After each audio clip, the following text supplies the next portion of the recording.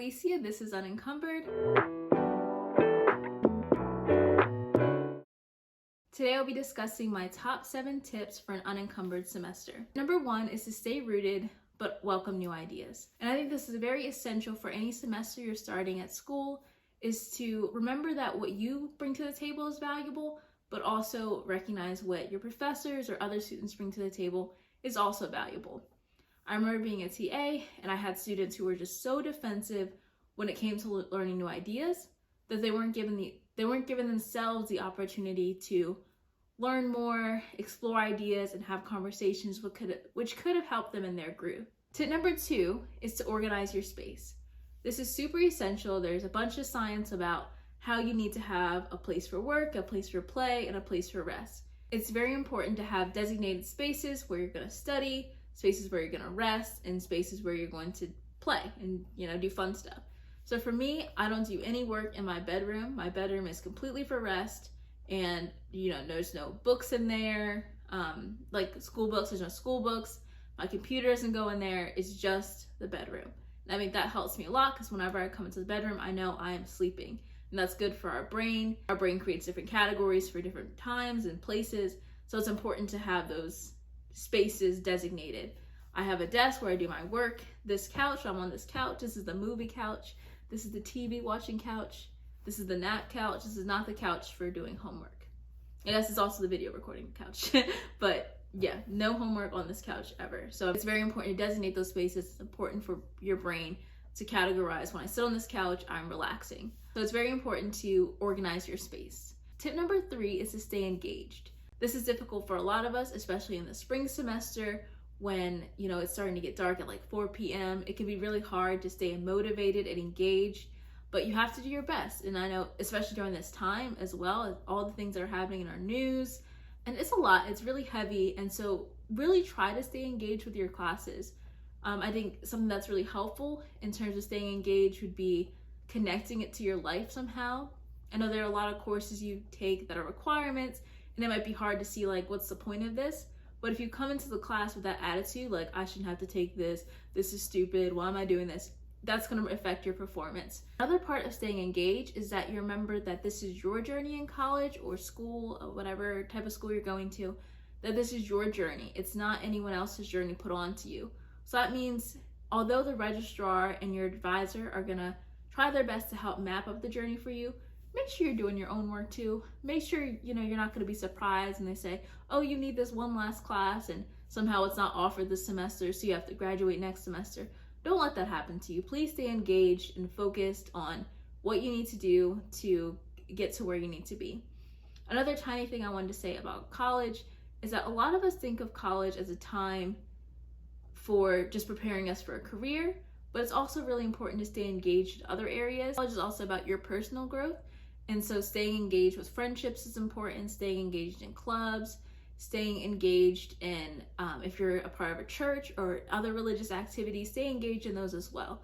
So don't think that you're just staying engaged with the classwork or academia. You're also staying engaged with life. My next tip number 4, super practical, is to schedule and plan ahead. I get one of these I get one of these planners every year before the school year to use for my classes. And I like it because it has the months, but then it also has the weeks. And then I also use my Google Calendar on my phone, and I use alarms as well as the notes page on my phone. So what I do before each semester, or once you kind of get all your syllabi and you're able to look to see what the semester is going to look like. By month, I put down, let's say December 5th, I have this due. December 6th, I have this due. December 15, 20, whatever it is. You list down all the assignments you have to do for each month, right? And then each week on Sunday, you can kind of look through that list and say, these are the big projects I need to get done. What can I accomplish each week? So that's really helpful. I also use alarms to help me stay ahead of things. So for example, each day at 6 p.m. I do a devotion. So I have an alarm on my phone that goes off at 6 to remind me that it's devotion time. And I do this because sometimes, you have a schedule for the day, but let's say, so I don't know, something happens. You get a call and it's like, oh, I need you to come here to get something. It throws off your schedule a little bit. So the alarm's going to help you stay even more on track. And then I also love with my iPhone calendar, I always put my classes in. So with that, I put the class and I put where it's going to be and how long it's going to be. So that's really nice because if someone says to you, let's say someone calls you and they're like, hey, can you meet up on February 3rd at 6 p.m.? I can look at my calendar and say, okay, I don't have class during that time. Oh, but there's like this program that's happening at 5. So as long as so then you can kind of easily say if you're free or not, and you can even at that moment put that into your calendar to say, I have this to do with this person at this time. So I think those are really helpful. I also love getting one of those big whiteboard calendars and putting them on the wall, because then you just have multiple places where you see, so you're seeing information. So you'll never be in the situation where you're in class and the professor's like, okay, everyone, remember tomorrow this is due, and you're like, what?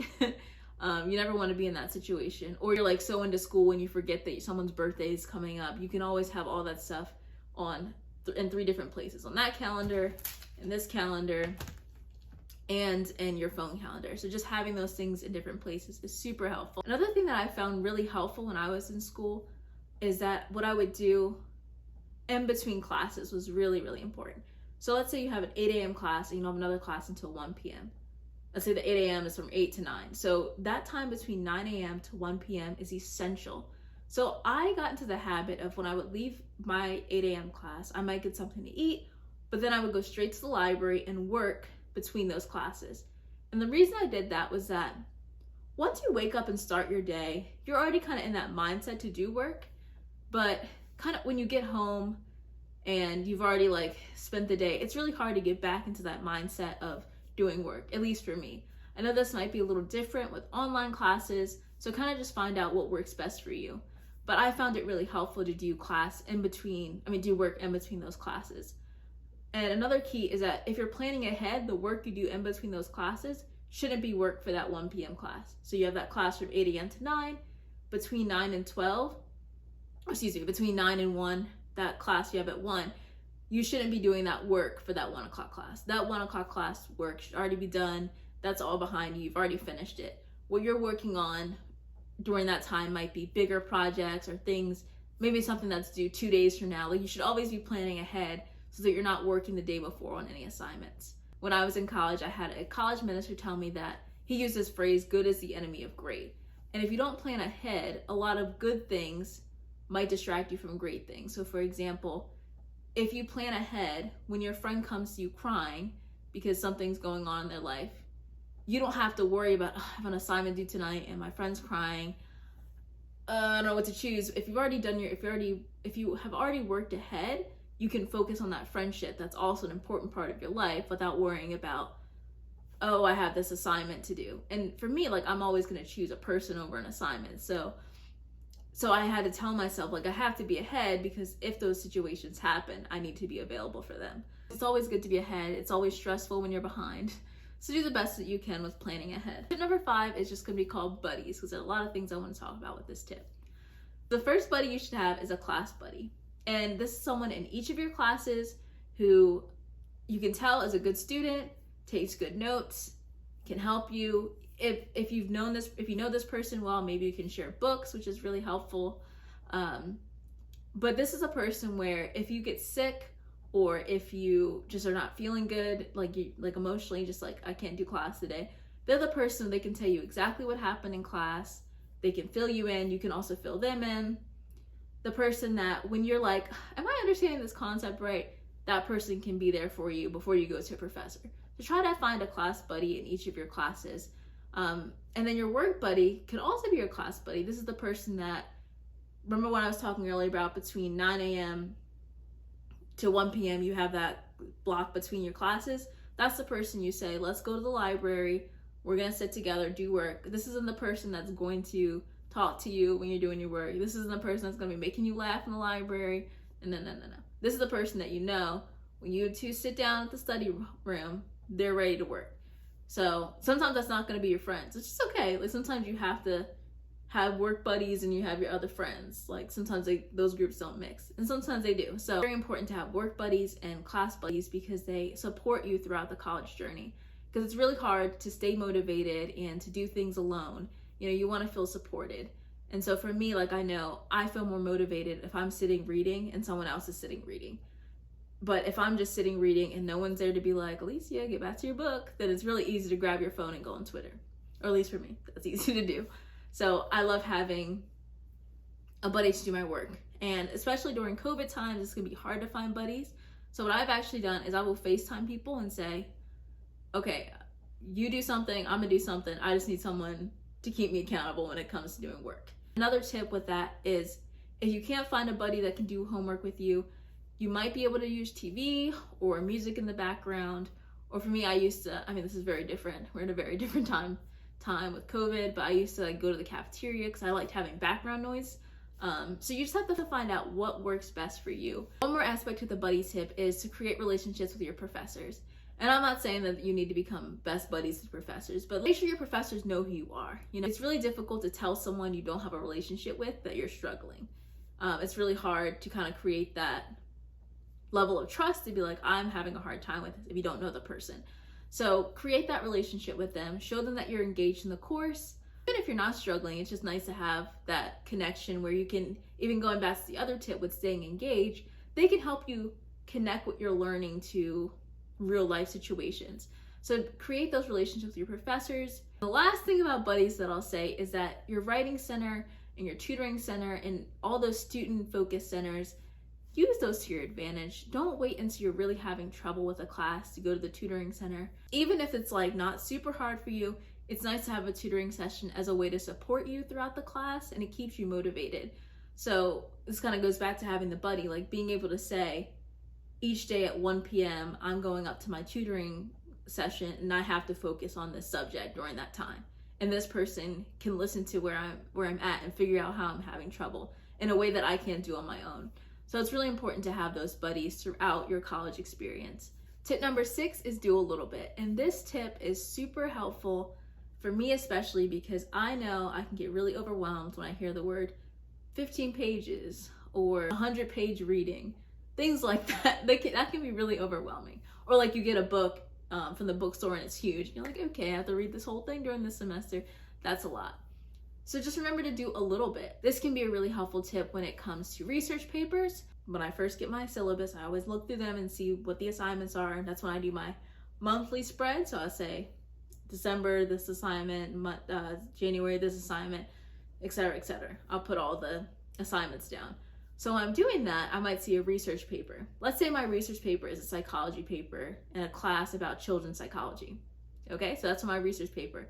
So what I can do before even starting the class is kind of put my ideas down about that. So what do I think? What are some topics that interest me? So you can kind of put those down. And as you go through the class, you can write more notes.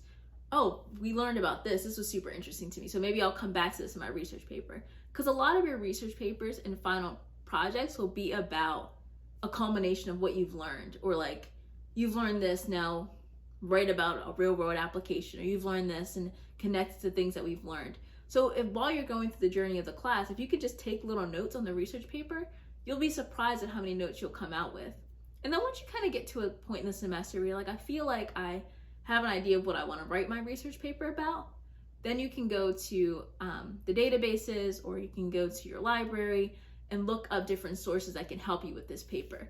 And that's one of the hardest things about the journey in writing a research paper, is finding your sources. Don't be afraid to get those sources. Start reading them, taking notes on them, and it'll make the research paper at the end of the semester so much easier, especially when you look at all the other things you have to do. Also with that, do a little bit when it comes to reading. So one thing that you can do is, like I was saying earlier about scheduling out time, you can say to yourself, before lunch, I'm gonna make sure I read 30 pages.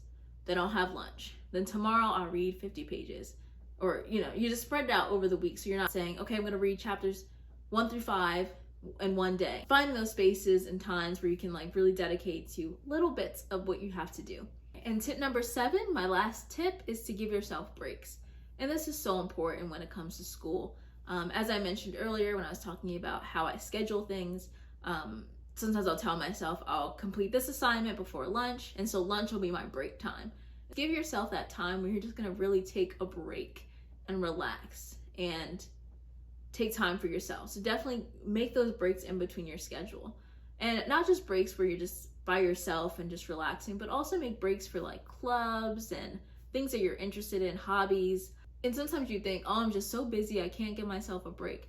But an hour break is not gonna mess up your entire schedule. So make sure you give yourself those breaks. Give yourself fun incentives. So like if there's like a Netflix movie or something on Hulu that's come out that you wanna watch, make sure that you say, as soon as I finish this assignment, I'm going to just watch that movie and it's gonna be amazing and it's gonna be a great relief. Or now that I just recently got back into playing Sims, so I'll tell myself, as soon as I finish this, I can play Sims. And it's, yes, the best feeling is like when you've accomplished something and you can just give yourself that break. The last thing I want to mention is that all these tips require practice, and it's okay if you struggle at first to implement these, but if you start your semester off thinking about how you can be more structured and how you can be more focused, that's going to help you throughout. And don't feel bad if in March you're like really struggling because it's snowing, you're like, where's spring? Don't feel bad if you kind of fall off on some of these tips, because you can always go back and refresh yourself. Regardless, remember that you are trying your best, you're doing your best, you're loved, and you got this. You can do this. I know there will be times when you can feel really frustrated with yourself, that you're procrastinating or you're falling behind, but you can do it and you will make it up and you will figure it out. And just be gracious with yourself. Your worth is not tied in with your grades. It's okay. You're going to be okay. Just try your best to stay motivated and get the most you can out of the experience of college. Get the most you can out of the knowledge of your professors and your classmates. Just do the best that you can this semester.